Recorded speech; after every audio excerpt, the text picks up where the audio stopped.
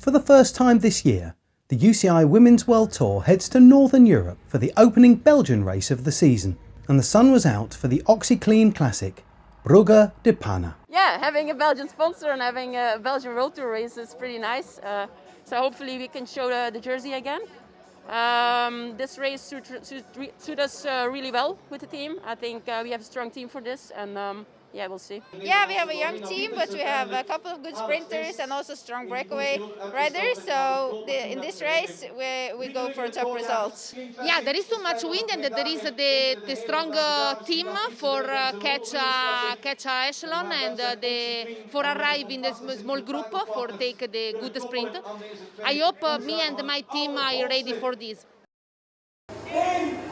And it was with a bang that the peloton rolled out of Brugge for 158.8 kilometres of very flat but very exciting racing. After 68 kilometres, which had brought some short-lived attacks from lone riders and small groups, the peloton passed De Panne for the first time before starting two 45-kilometre local laps. These included the legendary De Muren, an area of green but flat land below sea level, and where the wind blows hardest. On the first lap, the race remained largely together, and though some were left behind, the pace was not quite high enough to make a big difference. So, with the riders constantly fighting for position in the bunch, they wound their way through some of the smaller villages, passing the sand dunes, the beach, and heading through the seaside towns to the finish line in De Panne for a second lap as one large group. That was to change second time around though. With many of the strongest teams in the world working hard on the front, small echelons formed all along the straight road as the wind did its job, shattering the race to pieces. On De Muren this time, the pace was super high, and though it took a while, the peloton soon started to break, with riders unable to hold the wheel of the woman in front. Eventually a group of 12 formed at the front, and a superhuman effort from Liv Racing's Belgian champion Lotte Kopecky made that 13 women leading the race by around 25 seconds. As they turned into a tailwind section, it seemed certain this group, which contained 6 of the world's best sprinters, would fight for the victory. The 13 women all took responsibility for growing their advantage, but behind, Ale BTC Ljubljana worked hard with Team DSM to cut the gap, which came down to around 20 seconds.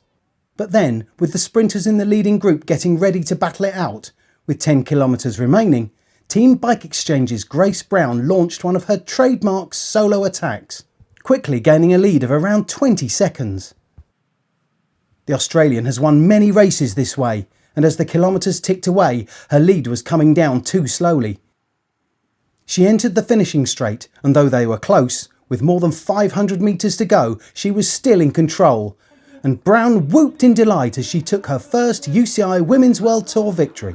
I was outnumbered in the group at the head of the race. I didn't have any teammates there, and majority of the girls were top sprinters, and I'm not a sprinter, so I knew that I would have to break away at some point. And I knew that there was a sort of technical section coming up with a few corners, and I attacked into that.